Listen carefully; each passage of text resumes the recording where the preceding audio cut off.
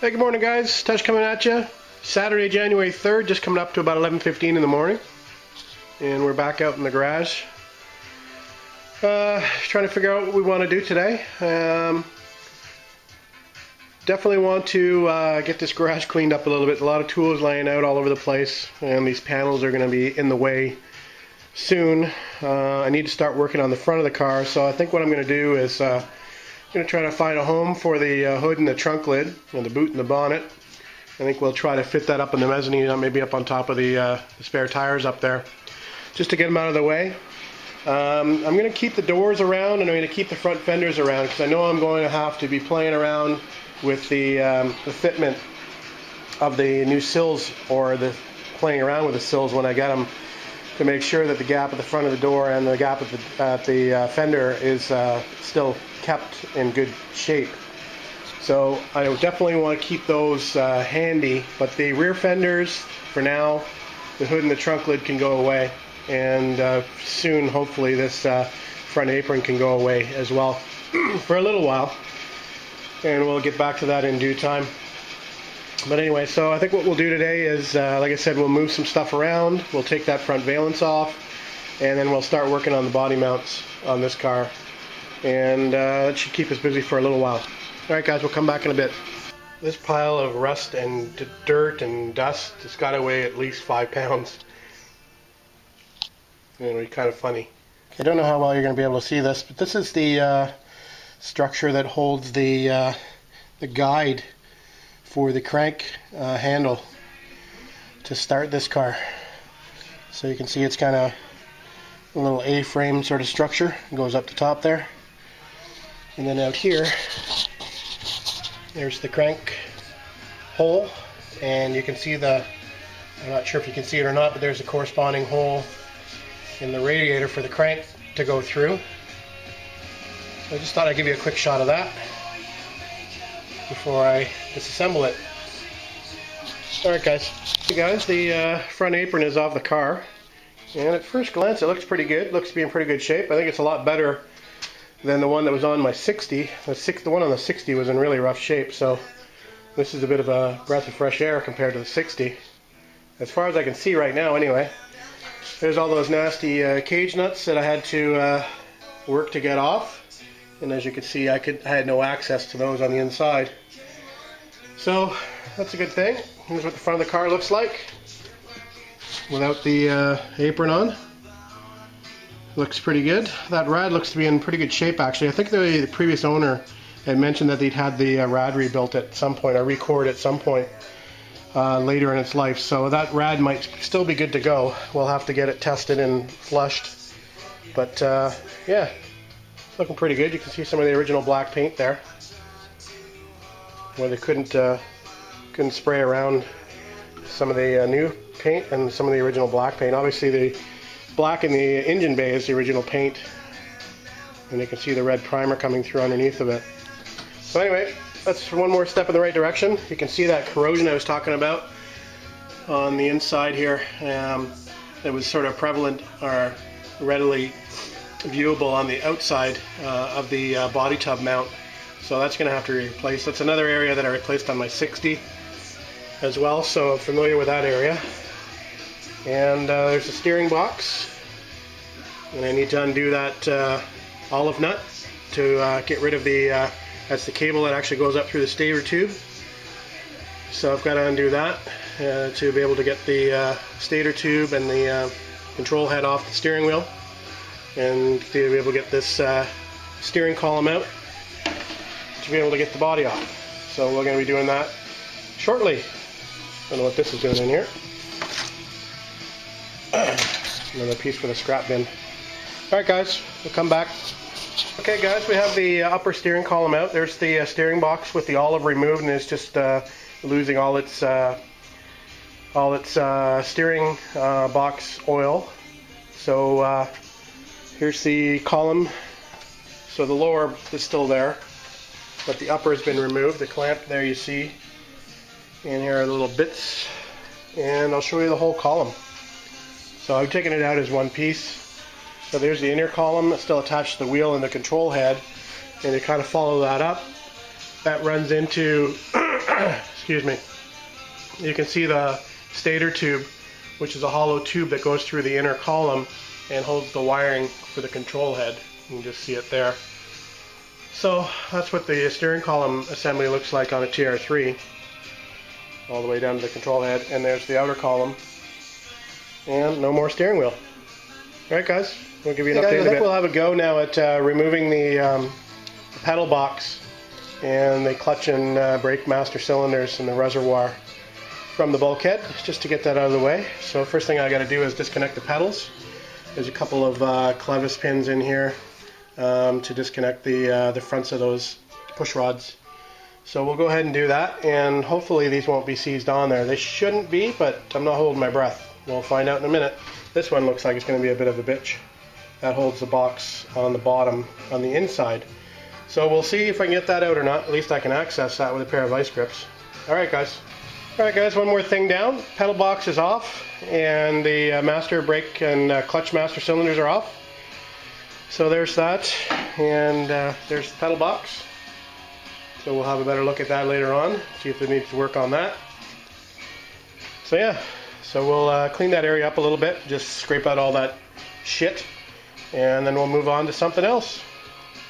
Alright, and one more quick shot guys. That's just the box removed from the bulkhead that holds the master brake and clutch cylinders. So that's another thing down off the list. So we'll clean that up. It doesn't look to be too bad. So notice this one has a little plug in the side of it. I don't think my 60 has that, so not sure what that's for. Alright guys, talk to you in a bit. Okay guys, quick update for you. I removed the guts from the air vent flap. You know, it's hard for you to see that. Let me see if I can get some light in there. So that's what that looks like. There's a little mechanism in there that's kind of a little bit tricky to assemble or disassemble. And of course the two screws that are holding the vent flap onto the cowl are seized solid, so we're going to soak those with some penetrating fluid and see if we can get those out a little bit later on. Try to save that seal because the new seals are not great. Anyway, I wanted to get that vent cable out of there because it sort of interferes with the removal of the wiper rack from underneath the dash. So now that that's out of there, we're going to remove the wiper rack. So I've got a nicely taped up pair of pliers, and we're going to remove these big bezel nuts, and we'll just drop the rack out. Alright guys, getting the rack out of here is really a really quick process. Really just on moving those two bezel nuts and then taking off the little escutcheons that fit over the top, and then that'll just drop right out. So that's really easy, especially when you compare it to something like working on a TR6. Trying to get the rack in and out of there is a bit more difficult. Well, let's say a lot more difficult. Anyway, so that's done. So another piece off the car. We'll move on. Okay guys, back to the reality of cutting and grinding probably. So I'm going to try to start removing the body mounting bolts. I'm going to do the front two, which are here, right there. So those are looking like they're going to have to be ground off. Those aren't too bad. They're fairly small bolts, nothing too beefy about them. And I'm worried about these because these are quite massive. They go directly into the frame, into captive nuts in the frame. So hopefully those will come off. And then we're going to keep moving towards the rear of the car, then start getting into the ones on the floor, which I'm sure will be seized. But anyway, these ones I'm a little bit concerned about. We'll try to get these ones off first. Well, we got some snow happening outside, and it's pretty windy. Now it's supposed to, according to the forecast, go up to +6 degrees Celsius. So it's supposed to change from snow to rain at some point later this afternoon. So hopefully it'll do that, and it'll save me shoveling. And remember, I wanted to try to get this car outside tomorrow and get the body off, so we'll see what happens. Alright guys. Hey guys, Touch coming back at you. Excuse me. It's just about 3:35, and we just had a bit of a cleanup and got rid of all our tools, put the tools back in the box so we can see the inside of the car again. And the battery box is now empty, where I sort of was storing all my tools. Just want to give you a quick update. So I did manage to get the fasteners off the very front of the car. I ended up grinding those off. I did end up getting those fasteners out just inside the engine bay here. They actually came out without too much trouble, so that was good. So now we're on to the inside of the body tub, the passenger compartment. There's a fastener up here. I don't know if you can see that. There's a couple here. And you can see the floor is pretty much rotted all the way around those. And then I got a couple back here that need to come out in the tub. And there's also one back here. It's a screw, the slot head. Well, that one is going to be a bitch, I'm sure. And we got one back here. So one more thing while I'm here. So you can see how bad the inner sills are down the bottom there. So that's not looking too good. So that's looking like new sills to me, unfortunately. And new sills usually means new floors too. So much for the budget build. Now, I mean, I'm not going to jeopardize the structural integrity of this car by not putting new sills in if they need them. So it's a little bit more work than I wanted to do, but obviously I was aware that it was a possibility. So just those are sort of exposing themselves every time I sort of hammer on the car or use an air chisel or whatever. It vibrates a little more rust away. So anyway, just wanted to give you a quick shot of that. It's looking pretty gruesome. Alright guys, we'll talk to you in a little bit, see if I can get these fasteners out.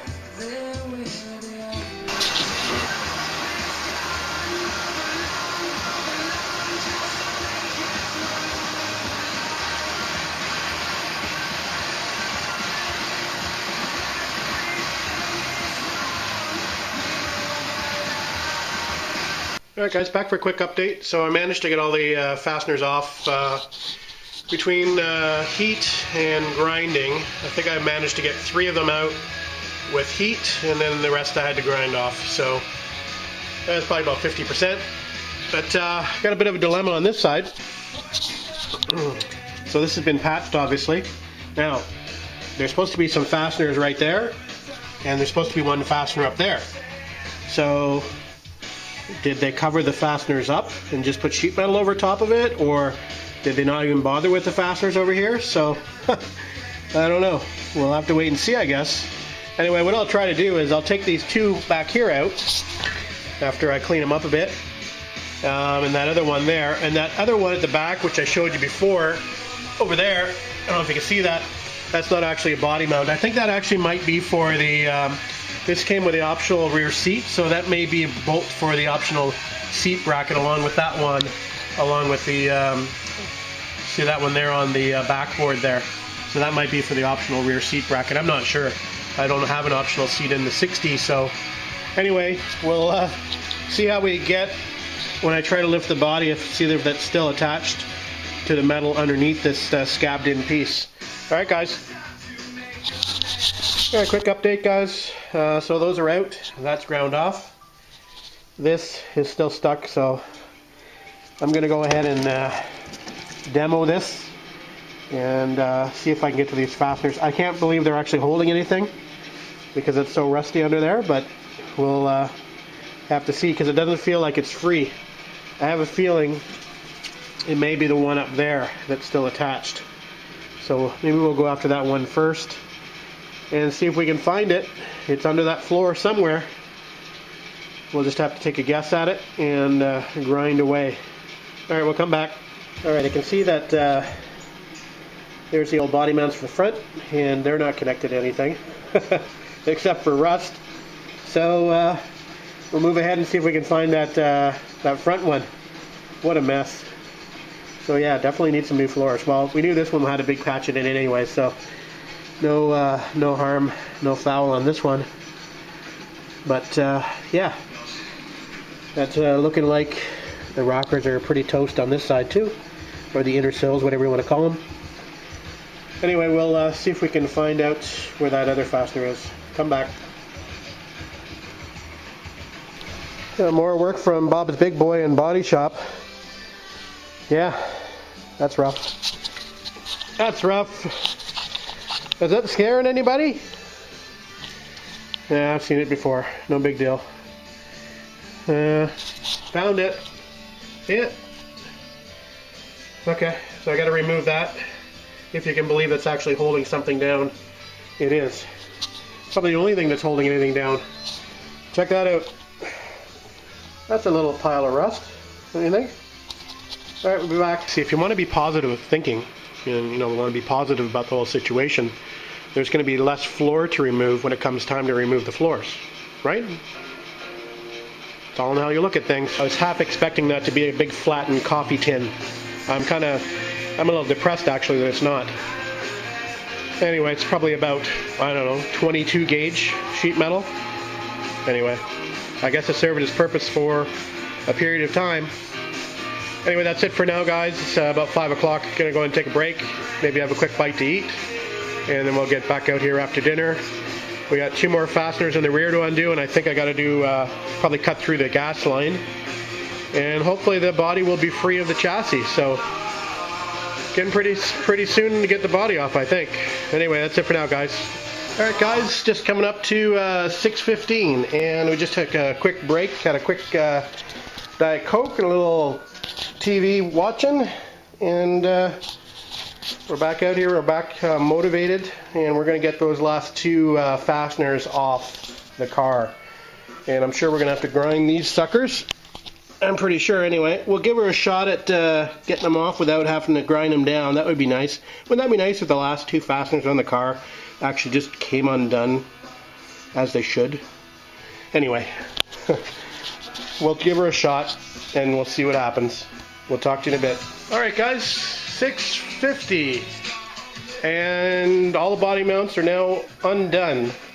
So the body will actually come off the chassis when we decide to take it off, and hopefully that's going to be tomorrow. That's what's in the plan anyway. I'm hoping that the weather does cooperate. It doesn't look so good right now, but I'm hoping it's above 0 tomorrow and the driveway is clear enough to get this car outside in the driveway, and then we'll get the engine hoist out, which I've got tucked over in the corner there. And we've got the harness from the body off on the 60 hanging up on the wall over there, so I'll probably use that harness again. And we'll rig up a lifting harness to get the body off. So hopefully everything will go okay. There is a risk of this thing breaking in half. I'm going to put the doors back on to brace the doorways a little bit. I actually do have some bracing I think I used on the 60 that I could probably put on there, but I think the doors would suffice as well. It is a little bit rickety in the back when I'm lifting it. You can feel those sort of inner sills there at the B post are, you know, just about ready to give way. So who knows, it could come apart on the lift. It's not really that big of a deal. I just don't want it to hurt anybody. We can put it back together if it does, hopefully. But I'd like to keep it as intact as possible until I can get those sills replaced. That's it for tonight, guys. We're going to go in and we're going to call it a day. We're going to call an end to this. I think it's part number 9. And we'll get out here early tomorrow and throw the doors on and get ready for lift off. All right, guys. Have a good night.